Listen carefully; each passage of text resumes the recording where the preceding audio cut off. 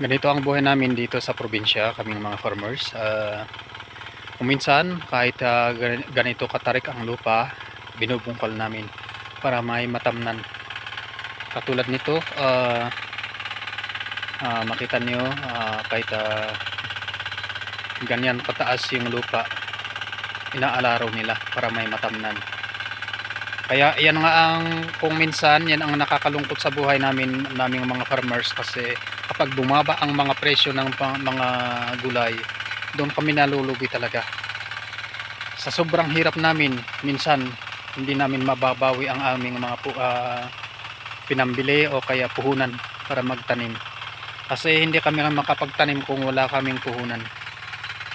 Kaya yan lang po mga kalods.